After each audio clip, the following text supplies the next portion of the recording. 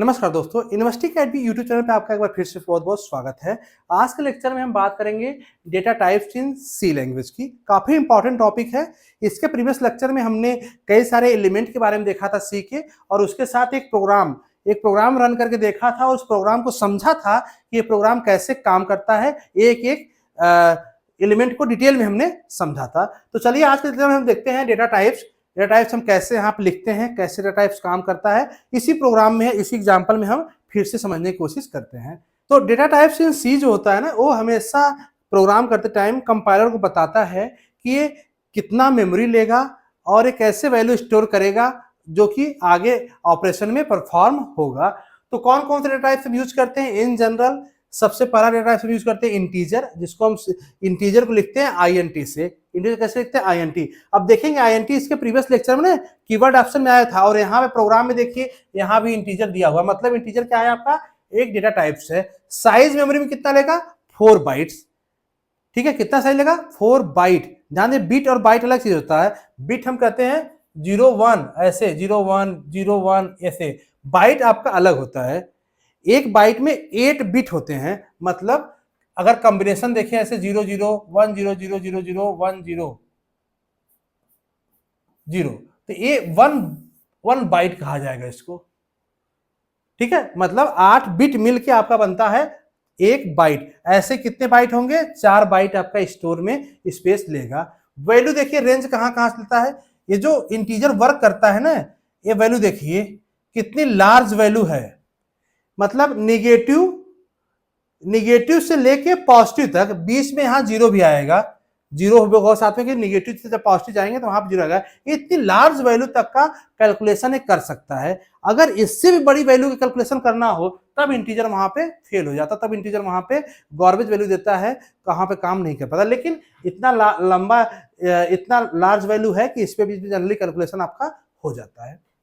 Format specifier क्या होता है? %d। %d मतलब जब हम इंटीजर पे काम करेंगे तो जब इनपुट लेना होगा या आउटपुट देना होगा तो हम %d से ही कॉल करेंगे उसको, इस इंटीजर वैल्यू को। एग्जाम्पल तौर पे कैसे हम लिखते हैं?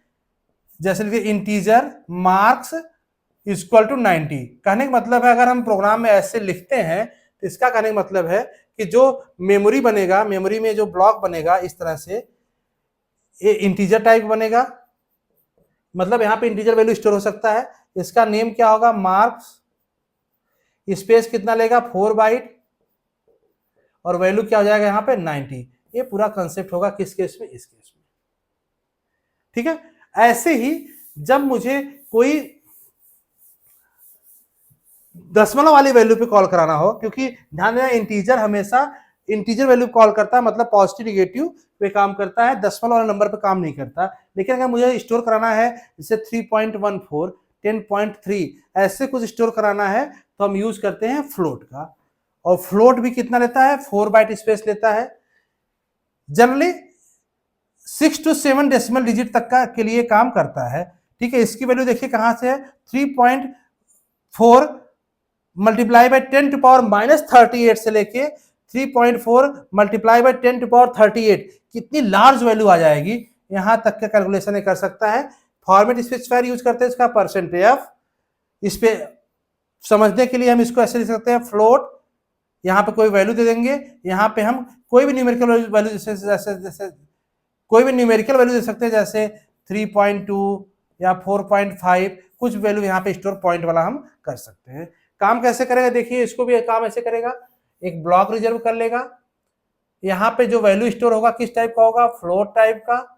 इसका नाम क्या ले लिया? यहाँ पे जैसे ले लिया पाई ले लिया, कुछ भी नाम ले सकता है, जरूरी नहीं है कोई फिक्स नाम ले। और यहाँ वैल्यू ले लिया 3.14 ले लो, चलो 3.14 अगर लेते हैं 3.14 यहाँ पे स्टोर कर लेगा। तो यहाँ पे दशमलव वाला वैल्यू स्टोर कर सकता है। नेक्स्ट होता है डबल। डबल किस लिए होता है? जब बहुत ही लंबी कैलकुलेशन आपको करनी है, मतलब इतनी लंबी कैलकुलेशन है कि इंटीजर और फ्लोट से भी नहीं हो पा रहा है, तब हम डबल यूज करते हैं। और डबल लेता है कितना? 8 बाइट्स। मतलब इसकी रेंज बहुत ज्यादा हो जाती है। देखिए 10⁻³ से लेके प्लस 10⁻³ प्लस तक ले रहा है। मतलब ये, और स्पेसिफायर क्या होता है? %LF। कोई भी हम वैल्यू यहाँ पे स्टोर कर सकते हैं, दशमलव वाला भी, विदाउट दशमलव वाला भी ये कर सकते हैं, मतलब बहुत लेंदी कर सकते हैं। नेक्स्ट आता है करेक्टर। करेक्टर किस लिए यूज करते हैं, CHAR से लिखते हैं यहाँ पे, और ये सिंगल 1 बाइट का होता है। ये हमेशा वैल्यू जो लेगा वो सिंगल करेक्टर लेगा, कोई भी सिंगल करेक्टर, मतलब सिंगल कोटेशन में कोई भी अल्फाबेट ले सकते हैं, सिंगल कोटेशन में कोई नंबर भी ले सकते हैं हम, जैसे 2 ले लिया, सिंगल कोटेशन में हम कोई ऑपरेटर भी ले सकते हैं, जैसे प्लस ले लिए, ये कुछ भी हम ले सकते हैं। अगर सिंगल कोटेशन ले रहे हैं जैसे यहाँ पे लिखा हुआ है, तो हमेशा क्या होगा, करेक्टर होगा, स्पेसिफायर उसका %C होगा, और वो हमेशा उसकी करेक्टर वैल्यू कहां से होती है, -128 से लेके +127 तक। जाहिर सी बात है टोटल मिला कितने हो जाएंगे, 256 होंगे, और 256 से ज्यादा करेक्टर हमारे पास नहीं है, हमारे कीबोर्ड में नहीं होता, तो उससे ज्यादा हम लिख नहीं सकते, इसीलिए ये 1 बाइट क्यों लेता है। एक आता है वायर्ड। वायर्ड यूज होता है जनरली नल के लिए। नल के लिए मतलब कि वायर्ड अगर हम कहीं लिखते हैं 0 बाइट लेगा, कोई भी वैल्यू मेमोरी नहीं लेता, यहाँ पे नो वैल्यू या नल वैल्यू देता है। और हम लिखते कैसे, किसी के सामने हम ऐसे वायर्ड लिख सकते हैं, जैसे वायर्ड लेंगे यहाँ मतलब क्या हो जाता है, नल हो जाता है, कोई भी वहां पे मेमोरी का कंसेप्ट नहीं आएगा। अब प्रोग्राम देखिए, यहाँ पे अगर प्रोग्राम समझेंगे तो आपको समझ में आ जाएगा वेरिएबल्स। अब अगर आप प्रोग्राम देख के बताइए कि आप यहाँ पे इस प्रोग्राम में इसमें से कौन सा डेटा टाइप यूज हुआ, कमेंट बॉक्स में बताइएगा। ठीक है, नेक्स्ट हम आते हैं वेरिएबल पे। वेरिएबल्स क्या होता है देखिए, a variable is a name location in the memory whose value can change while the program run before use. Every variable must be declared with a data types. मतलब जो वेरिएबल होगा हमेशा किसी डेटा टाइप के साथ declare होगा, और इसकी वैल्यू हम प्रोग्राम को रन करते टाइम हम मेमोरी लोकेशन पे जहां पे वेरिएबल है वहां पे वैल्यू स्टोर कर सकते हैं। ठीक है, जैसे यहाँ पे 3 वेरिएबल है, num1 num2 सम है, तो इसका हम यहाँ पे आगे प्रोग्राम में या यहाँ पे भी डायरेक्टली हम अगर ऐसे लिख दें, देखिए इंटीजर num1 = 10 ले लें यहाँ पे, तो डायरेक्टली यहाँ पे 10 वैल्यू स्टोर कर लिया, फिर यहाँ पे मुझे इनपुट यूजर के थ्रू देने की जरूरत नहीं पड़ेगा। लेकिन अगर यहाँ पे नहीं दिए हैं तो मुझे कहीं ना कहीं इनपुट के थ्रू नंबर वहां पे वैल्यू देना पड़ेगा। ठीक है, देखिए डिक्लेरेशन कैसे होता है, मैंने पहले ही बताया था, यहाँ भी देख लीजिए डिक्लेरेशन कैसे हो रहा है। डेटा टाइप्स आएगा, डेटा टाइप्स, वेरिएबल नेम, यहाँ पे वेरिएबल नेम कोई होगा, इसके बाद सेमीकोलन। सेमीकोलन कंपलसरी पार्ट है जिसको हम डिक्लेयर करते हैं। ठीक है, अगर हम कोई भी वैल्यू आगे प्रोग्राम में डिक्लेयर ना करें, जैसे यहाँ पे हमने num1 num2 ले लिया, अगर हम यहाँ पे इनपुट में कुछ वैल्यू, कोई इनपुट वैल्यू ना दे यहाँ से स्कैनअप से, तो यहाँ पे हमेशा गार्बेज वैल्यू स्टोर होगा, मतलब कि वो वैल्यू मीनिंगलेस होगा, वो आपको समझ से परे होगा। ठीक है, दूसरा डिक्लेरेशन हम इस तरीके से कर सकते हैं, देखिए डेटा टाइप वेरिएबल नेम और यही वैल्यू दे दें। अगर हम वैल्यू यहाँ पे दे दें इक्वल टू वैल्यू करके, ऐसे जैसे भी मैंने बताया कि इंटीजर num1 = 10, हम यहीं पे वैल्यू दे दें और कामा करके फिर से दे दें num2 = 20, फिर कामा और फिर सम लिख दें ऐसे, तो मतलब हमने इस टाइप का डिक्लेरेशन कर दिया, जो वैल्यू हमने यही दे दिया, तो यहाँ पे इनपुट वाला लाइन लिखने की जरूरत नहीं होगी, तो हम ऐसे दे सकते हैं। ठीक है, तीसरा ऑप्शन है कि हम जैसे यहाँ पे डिक्लेयर कर दें ऐसे इंटीजर ABC। ठीक है, कई सारे वेरिएबल डिक्लेयर कर सकते हैं, या फिर यहाँ पे x = 5, y = 10 ऐसे डिक्लेयर कर सकते हैं। नाम कुछ भी यहाँ ले सकते हैं, जो भी रूल्स के अकॉर्डिंग होगा, जैसा मैंने अभी पीछे रूल्स बताया आइडेंटिफायर या वेरिएबल बनाने के लिए। देखिए यहाँ भी रूल्स है, रूल्स सेम सिमिलर रूल्स है, आप समझ लीजिए जल्दी से। वेरिएबल कैसे बनेगा, must start with underscore, never a digit, कभी डिजिट से स्टार्ट नहीं होगा, अंडरस्कोर लीगल है, और अगर हम ऐसे लिखते हैं 1 पहले ले लेते हैं 1 स्कोर ऐसे, तो ये लीगल हो जाएगा। Can contain letter digit underscore only, 3 ही चीज हो सकता है। ठीक है, और कोई भी स्पेस या कोई अदर सिंबल अंडरस्कोर का वहां यूज नहीं होगा। केस सेंसिटिव है, मतलब स्मॉल में टोटल और कैपिटल टोटल दोनों डिफरेंस माना जाएगा। ठीक है, कैन नॉट रिजर्व, कोई भी इंटीजर वैल्यू, कोई कीवर्ड होगा, कीवर्ड को हम एज ए यूज नहीं कर सकते वेरिएबल नेम में, जब मैंने पीछे बताया था आपका। एक मीनिंगफुल लोअर केस नेम आप यूज कर सकते हैं, ज्यादा इजी रहता है, जैसे student age, student underscore age, ठीक है, ऐसे लिखने से क्या होगा, जब भी आगे प्रोग्राम आप देखेंगे तो समझ जाएंगे कि इसकी एक किस लिए वेरिएबल बनाया गया था, मतलब कहीं ना कहीं स्टूडेंट का एज लेने के लिए बनाया गया है। केवल जैसे x लिख दिए, y लिख दिए तो अभी तो आप समझ जाएंगे, लेकिन बाद में किसी और को समझाना होगा तो समझ नहीं पाएगा कि x क्या किस लिए लिया गया था, y किस लिए लिया गया था। लेकिन ऐसे डिक्लेयर करके लिखेंगे तो समझ में आएगा कि हाँ किस चीज के लिए लिया गया है। ठीक है, नेक्स्ट होता है आपका कांस्टेंट।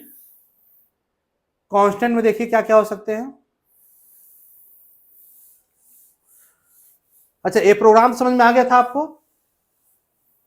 प्रोग्राम में कोई डाउट नहीं है? प्रोग्राम पिछले लेक्चर में जाएंगे तो वहां पे हमने इसको डिटेल में समझाया था, इसकी वर्किंग। अगर डायरेक्टली आप इस लेक्चर पे आए हैं तो पिछला लेक्चर जरूर जाकर देख लीजिए। ठीक है, इसके बाद आते हैं कांस्टेंट पे। कांस्टेंट आपके तीन तरह के होते हैं, एक तो literal constant, const keyword, CONST const keyword से साथ लगता है, और हैश डिफाइंड मैक्रो होता है। यहीं पे हम इसी प्रोग्राम में चेंज करके देख सकते हैं। देखिए लिटरल कांस्टेंट कैसे लिखते हैं, जैसे इंटीजर लिख रहे हैं, इंटीजर इसकी वैल्यू दे दिया 7। ठीक है, तो अब 7 यहाँ पे सिंपल फॉर्म में स्टोर हो जाएगा। अब समझने का मतलब समझिए, यहाँ पे जैसे हमने ले लिया, यहाँ पे प्रोग्राम में देखिएगा, हम कुछ प्रोग्राम की लाइन रिमूव कर रहे हैं ताकि और इजीली समझ में आ जाए आपको। इन तीनों को ना अभी एक एग्जांपल समझ लीजिए, इसके बाद फिर डिटेल में हम चलेंगे तो आपको और क्लियर समझ में आ जाएगा। यहाँ पे देखिए हमने लिख दिया, हम प्रोग्राम में चल रहे हैं, यहाँ पे हमने यहाँ पे दे दिया इंटीजर इक्वल टू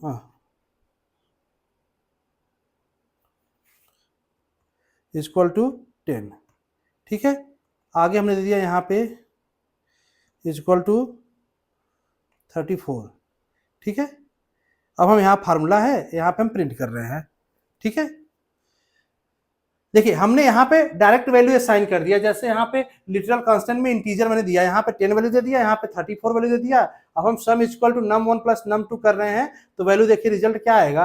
अब बताइए रिजल्ट क्या आना चाहिए इसका, इन दोनों को सम करके इस सम के पास देगा और ये इस तरह से प्रिंट कर देगा 10 प्लस 34 इक्वल टू 44। चलिए इसको रन कीजिए।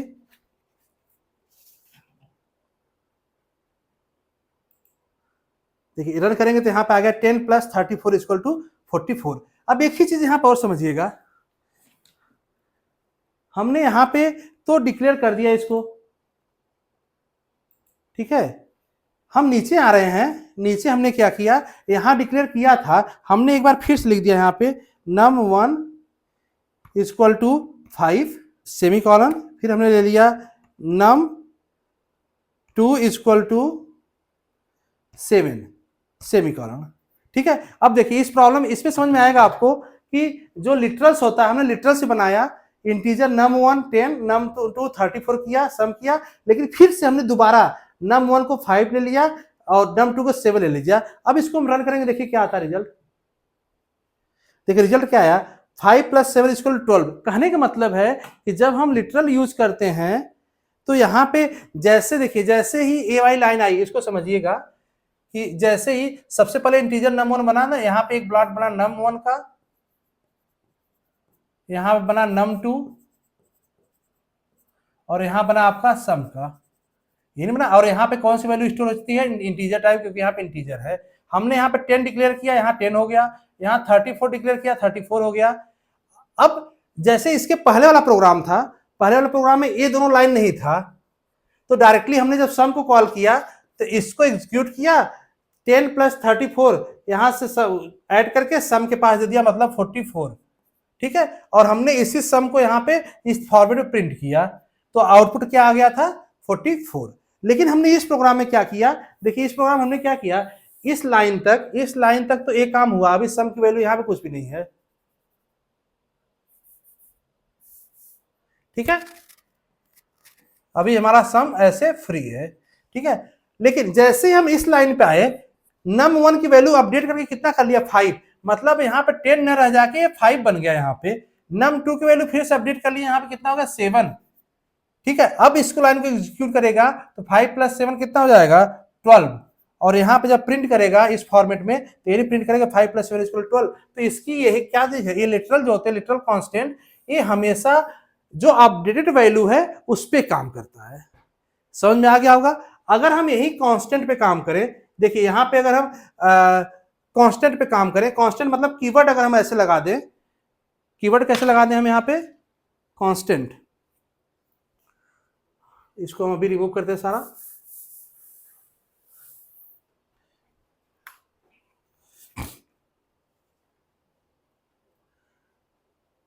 हम यहां पे कीवर्ड लिख दें, कांस्टेंट लिख दिया मैंने, ठीक है। अब देखिए क्या होता है, कांस्टेंट लिखने से क्या फर्क पड़ जा रहा है। कांस्टेंट, इंटीजर, सम और इक्वल 10, सम इक्वल 34, सम फिर नम को हमने अपडेट किया 5, नम 2 को अपडेट किया 7 से। अब हम इसको रन कर रहे हैं, रन करिए, देखिए क्या आता है। देखिए रन करते ही क्या आ गया, एरर आ गया। मतलब कि कभी भी अगर कांस्टेंट वैल्यू हो गया फिर दोबारा वेरिएबल को हम उसको अपडेट नहीं कर सकते। Compilation fail due to following error. Error लिखिए क्या आ गया यहाँ पे, error assignment of read only variable num1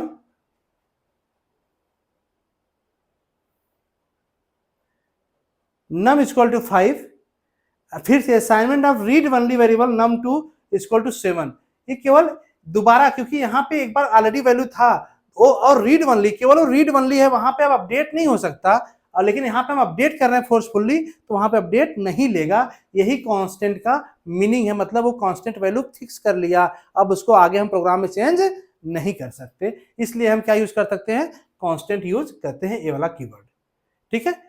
next आते हैं hash define macro. Hash define macro कैसे यूज करते हैं, इसी प्रोग्राम को देखिए कैसे यूज करते हैं। हैश डिफाइन, कुछ भी यहाँ पे हम हैश डिफाइन लिखेंगे, यहाँ पे कोई भी आइडेंटिफायर लिखेंगे, उसके बाद उसका क्या डिफाइन करना है उसकी वैल्यू यहाँ पे लिख देंगे, ठीक है। ये कहाँ पे होता है, जस्ट प्री प्रोसेसर वाली लाइन के नीचे। देखिए कैसे हम लिखेंगे यहाँ पे, अब इसी प्रोग्राम को हम अपडेट कर रहे हैं। पहले हम इसको रीड कर दें। देखिए अब क्या है ना, इस दोनों लाइन की जरूरत मुझे नहीं पड़ेगी। देखिए कैसे हम इसको पहले ही डिफाइन कर देंगे। कैसे डिफाइन करेंगे, देखिए हमने यहां लिख दिया हैश डिफाइन, क्या डिफाइन कर लिया हमने, num1, इसकी वैल्यू हमने दे दिया 18, ठीक है। फिर से एक बार hash define num2 equal to, num equal नहीं लिखना है, यहाँ पे साइन वैल्यू लिखना है केवल। यहाँ हमने दे दिया 32, ठीक है। अब देखिए क्या होता है, अब हम रन करते हैं। देखिए अच्छा, देखिए अभी इसको रन करने पे यहाँ पे इधर क्या आया कि सम इज अनडिक्लेयर्ड। सम को डिक्लेयर नहीं किया मैंने, सम भी यहाँ पे डिक्लेयर कर बताना पड़ेगा ना, तो हम सम को यहाँ इंटीजर टाइप डिक्लेयर कर लेते हैं। चलिए हम ले लिए यहाँ पे सम को, हम ले लेंगे यहाँ पे इंटीजर, ठीक है, क्योंकि यहाँ पे वैल्यू भी इंटीजर तरह यूज कर रहे हैं। अब इसको रन करते हैं। अब देखिए रन करने पे आ गया 18 + 32 = अब देखिए इस पूरे प्रोग्राम में हमने num1 num2 न तो वेरिएबल को डिक्लेयर किया, न तो उसकी वैल्यू असाइन किया, लेकिन हमने उसको पहले डिफाइन कर दिया था। इसका कहने का मतलब कि ये थ्रू आउट प्रोग्राम में, इस थ्रू आउट प्रोग्राम में कितना भी लेंदी प्रोग्राम हो, जहां पे हम num1 यूज करेंगे वहां पे ऑटोमेटिक वैल्यू उठा लेगा num1 वाली, जहां पे num2 यूज करेंगे वहां पे ऑटोमेटिक वैल्यू उठा लेगा num2 वाली। तो यहाँ पे उसके लिए बार बार आपको इनपुट यूजर के थ्रू नहीं लेना है, हमने डिफाइन कर दिया पहले है। तो इस तरह से कांस्टेंट डिफाइन होता है। कौन कौन सा देख लिए आप, कांस्टेंट का समझ लिए, विदाउट कांस्टेंट का समझ लिए, और हैश डिफाइंड समझ लिए। इस तरह से प्रोग्राम में हम यूज कर सकते हैं, ठीक है। होप सो आपको समझ में आ गया होगा और आप रियली एंजॉय किए होंगे। कमेंट बॉक्स में जरूर बताइएगा, ठीक है। नेक्स्ट टॉपिक पे आते हैं आगे देखिए, आगे वही है आपका लिटरल कांस्टेंट जो मैंने बताया। लिटरल कांस्टेंट देखिए, जैसे प्रोग्राम लिखा है यहाँ पे, इस प्रोग्राम को देख लीजिए, एज इक्वल 20 दे रखा है यहाँ पे और 20 प्रिंट कर रहा है। अब इसका आउटपुट आप बताइए, मुझे कमेंट बॉक्स में आउटपुट बताइएगा इस प्रोग्राम का। इसको हम प्रोग्राम नंबर 1 कर दे रहे हैं, आप कमेंट बॉक्स से लिखिएगा 1 प्रोग्राम का आउटपुट क्या आया, ठीक है।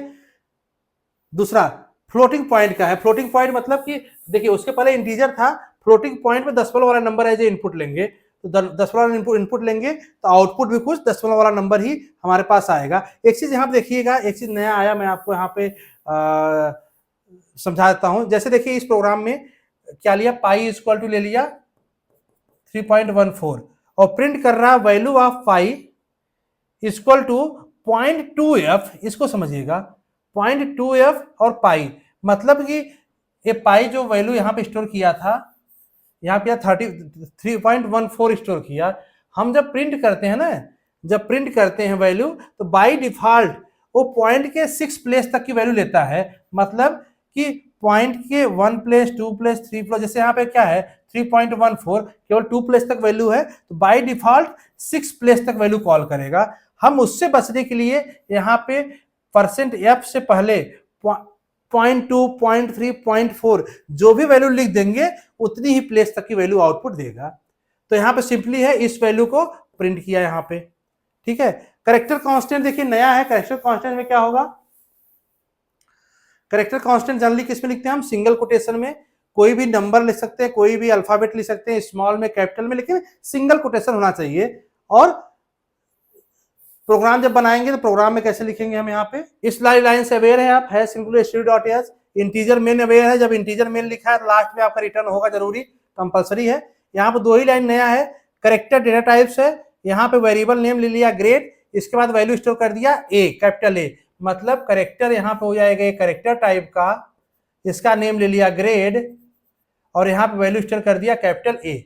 कोई भी वैल्यू सिंगल कोटेशन जो भी वैल्यू होगा डायरेक्टली यहाँ पे उसको स्टोर कर लेगा, वो नंबर हो कोई सिंगल कोटेशन में, कोई आपका अल्फाबेट हो या सिंबल हो। एक चीज और समझिएगा, जैसे हम लिख दे सिंगल कोटेशन में 5 या फिर हम लिख दे केवल 5, दोनों में डिफरेंस क्या है, दोनों में डिफरेंस क्या है कि एक काम करेगा एज ए करेक्टर, एक काम करेगा एज ए इंटीजर। क्योंकि यहाँ पे डबल सिंगल कोटेशन लग गया तो ये करेक्टर कांस्टेंट बन गया, और ये यहाँ पे डबल सिंगल कोटेशन लगा तो ये एज ए इंटीजर जैसे है वैसे काम करेगा, ठीक है। तो यहाँ पे आउटपुट क्या लिखेगा, ग्रेड %c ग्रेड, ग्रेड के पास क्या है ए है, तो आउटपुट आ जाएगा आपका ग्रेड इक्वल टू ए, ठीक है।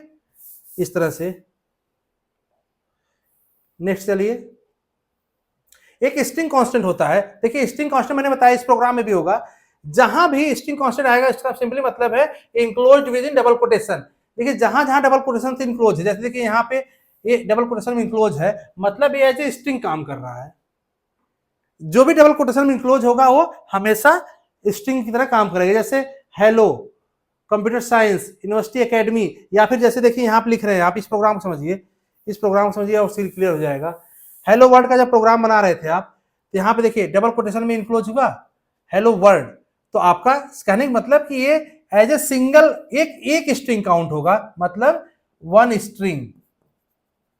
ये कितना भी लंबा होगा, इसके अंदर कितना भी वर्ड लिखा गया है, ये काउंट होगा सिंगल 1 स्ट्रिंग। कितना काउंट हुआ, 1 स्ट्रिंग काउंट होगा, ठीक है। इसके बाद कुछ स्केप सीक्वेंस भी आते हैं आपके प्रोग्राम में, जैसे देखिए जैसे यहाँ पे आया था न्यू लाइन है स्लैश न्यू लाइन, इसका मतलब है कंपाइलर हमेशा नए लाइन पे जाएगा। न्यू लाइन के लिए यूज होता है। टैब के लिए /t यूज होता है, जो टैब करके प्रिंट करे आपका। बी बैक स्पेस के लिए डबल बैक स्लैश यूज होता है, ठीक है। बैक स्लैश के लिए डबल कोटेशन मार्क इस तरह से यूज होता है, ठीक है। सिंगल कोटेशन मार्क इस तरह से यूज होता है, देखिए इस तरह से, तो ये आप समझ जाएंगे इजीली। जैसे देखिए इसको प्रोग्राम समझिए, यहाँ से समझ में आएगा एक चीज नया आपको। देखिए सेम प्रोग्राम जो पहले था, लेकिन यहाँ प्रिंटफ वाली लाइन देखिएगा, प्रिंटफ में लिखा हेलो \n उसके बाद वर्ड लिखा है। कहने का मतलब जैसे ही कंपाइलर हेलो पे आएगा, हेलो प्रिंट करेगा, मतलब आउटपुट है प्रिंट करेगा, इसके बाद न्यू लाइन में आ गया, न्यू लाइन में आके यहाँ लिखेगा वर्ड। देखिए जैसे इस तरह से हेलो वर्ल्ड। अगर ये स्लैश से नहीं होता तो ये दोनों एक साथ लिखता है हेलो वर्ल्ड। क्लियर है। हैश डिफाइन मैंने बताई दिया आपको एग्जांपल के साथ कि किसके सामने होगा, जैसे ही प्री प्रोसेसिंग डायरेक्टरी जो है इंक्लूड उसके नीचे होगा और मेन से बाहर होगा, मेन के पहले होगा, तो इस तरह से डिफाइन हम कर सकते हैं। अभी हमने डिफाइन करके आपको एग्जांपल भी दिखाया था, ठीक है। कांस्टेंट भी मैंने आपको बता ही दिया। कांस्टेंट में भी कोई डाउट नहीं है। ध्यान दीजिए, नोट्स आप डाउनलोड कर लेंगे तो बहुत इजीली और आपको आगे के लिए क्लियर हो जाएगा, आपको नोट्स खुद से बनाने की जरूरत नहीं पड़ेगी। ये सारे प्रोग्राम भी आपको ना इसी नोट्स में हमारे मिल जाएंगे। जब हमारा नोट्स डाउनलोड करेंगे आपको तो वहां पे सारे मिल जाएंगे, उससे आप इजीली कर सकते हैं। फिलहाल नोट करना चाहे तो आप वीडियो पॉज करके नोट भी कर सकते हैं। तो आज के लिए इतना ही करते हैं। नेक्स्ट लेक्चर में हम किसी और टॉपिक बात करेंगे ऑपरेटर्स पे।